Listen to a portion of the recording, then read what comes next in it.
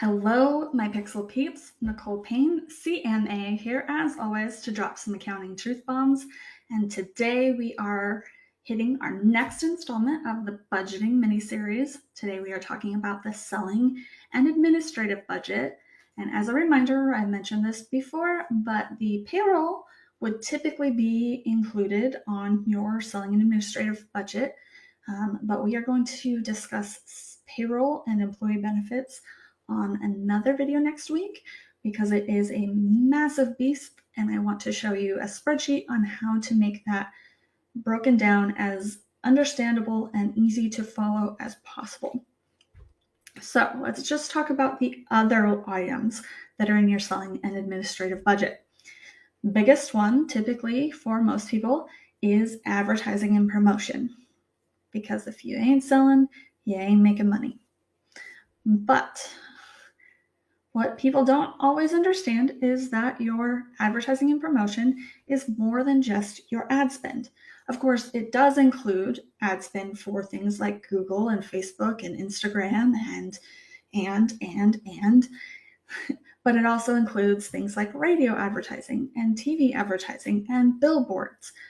Oh, and if you're doing events where you intend to have potential customers come in and either learn something or do just a general meet and greet, those things, those expenses also fall under advertising and promotion.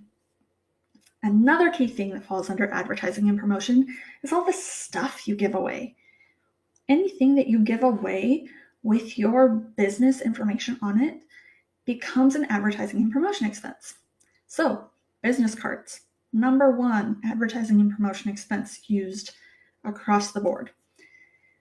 Things like keychains and calendars and pens and mouse pads or notepads, those things all fall under advertising and promotion. So you'll want to budget for those and plan for when you need to reorder. Things like office expenses are the next major category.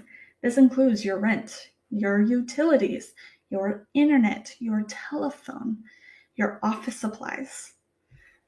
Office supplies is a category all of its own, but it can become out of hand if you're not tracking it properly. So if you've got a coffee maker in your office and you provide coffee for your employees and your guests, those expenses add up pretty fast. They do. You want to make sure you're planning for them. Let's not talk about how expensive paper is. It can add up really fast as well. It gets pretty pricey making that paper. Insurance. Insurance is another major category, and it has several subcategories. Your general business insurance. If you have vehicles, you'll have automobile insurance. If you have employees, you have workers' compensation insurance.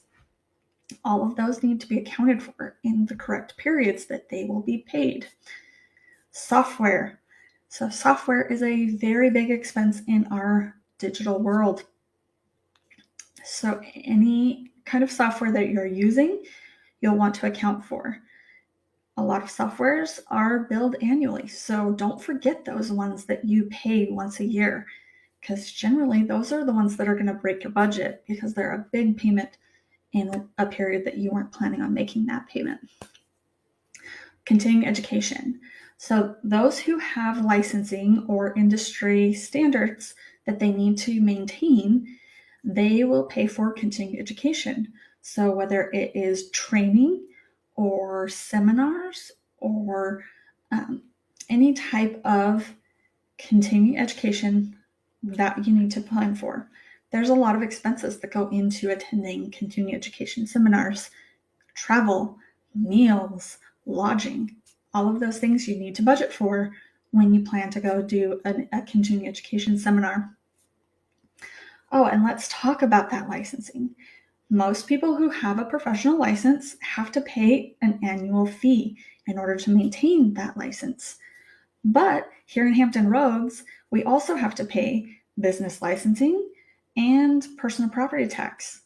You'll want to plan for those to make sure that they aren't a surprise when they pop up.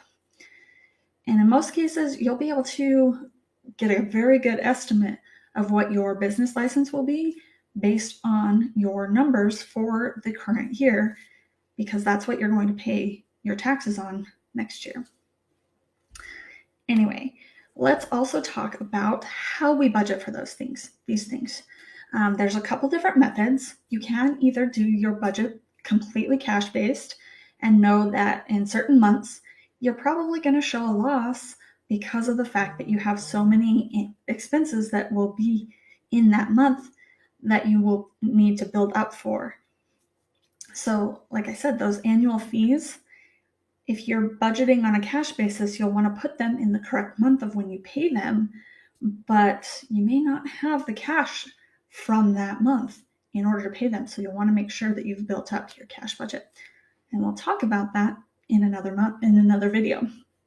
But alternatively, you can break up those annual payments across the year so that you plan for and set aside those funds from months leading up to when those expenses are going to be paid.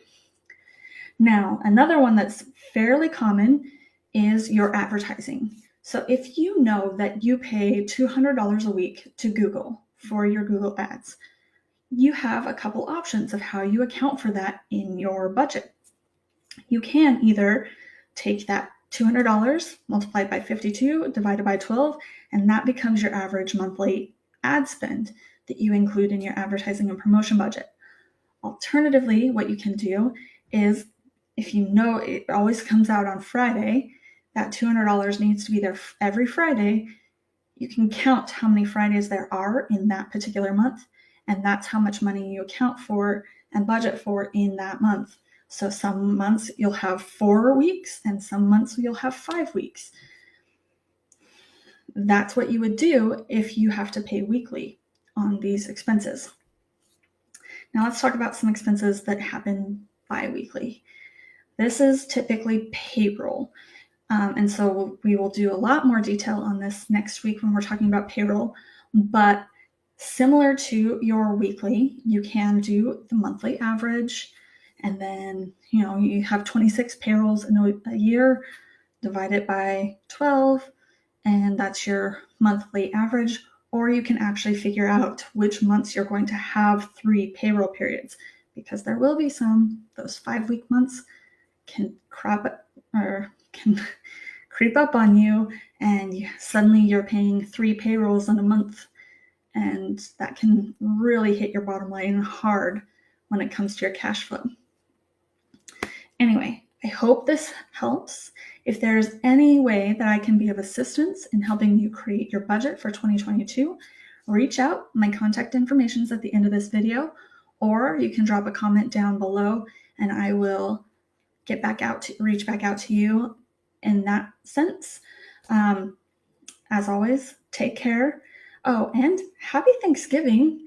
Hope you guys all enjoy the holiday. Well, take care. We'll see you next time.